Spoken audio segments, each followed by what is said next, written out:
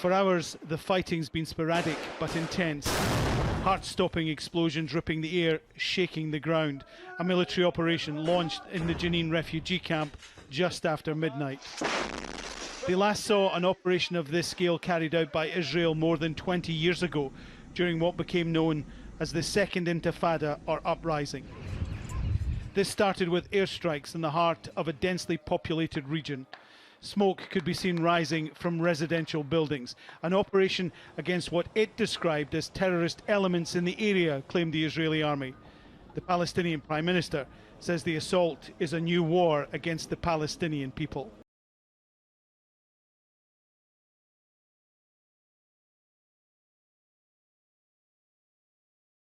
Well, the attack took place in the last hour in central Tel Aviv. A car is suspected to have rammed into the side of a road, injuring at least 10 people. We're hearing from medical sources that may well be 5 people. At least 2 of those, we're also hearing, might be in critical condition. We're also hearing that there may well have been a shooting as well as the car ramming attack that happened. Now, the Israeli media is telling us that the suspect of the car was actually neutralized.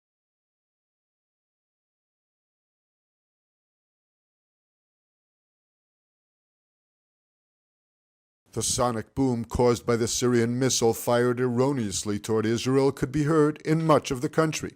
The missile broke up over Israeli airspace, with shrapnel landing a few hundred kilometers away, near the southern Israeli town of Rahat. The Air Force responded to the intrusion, sending aircraft to take out the Syrian anti-aircraft missile battery near the city of Homs. Residents of central and southern Israel reported hearing the large blast and shrapnel of what appeared to be parts of a surface-to-air missile from a Russian-made S-200 system hit the ground. The nose crashed into the side of a building, causing slight damage, and the tail landed in an open field.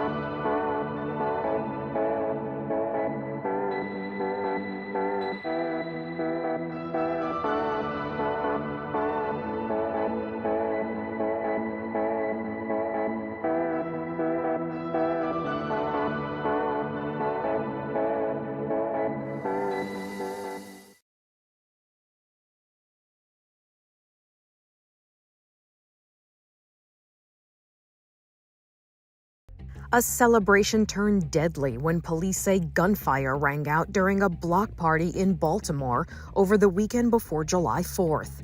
30 people were shot, 2 fatally. It's just the latest mass shooting in America. Police say the deceased victims were an 18-year-old female and a 20-year-old male. 14 other gunshot victims were under the age of 18.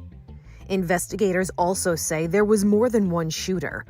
No arrests have been made, but the city's mayor tells CBS News he wants to see justice for everyone who had a hand in this incident.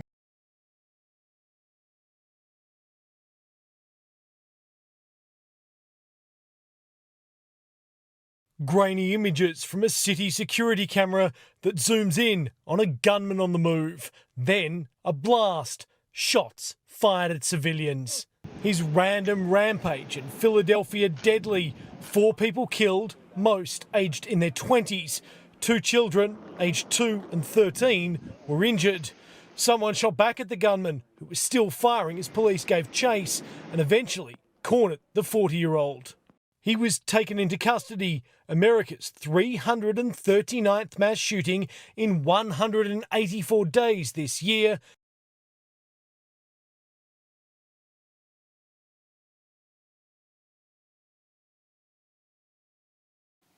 The South African Police Service says disciplinary processes will be instituted against SAPS members who assaulted a motorist and passengers on a highway in Gauteng.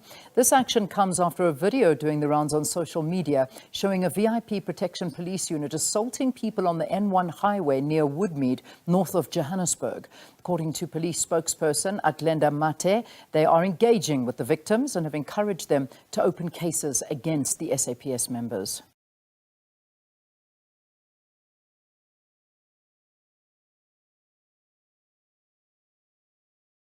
Firefighters in Canada have been working non-stop to try to extinguish the nearly 500 wildfires burning across the country.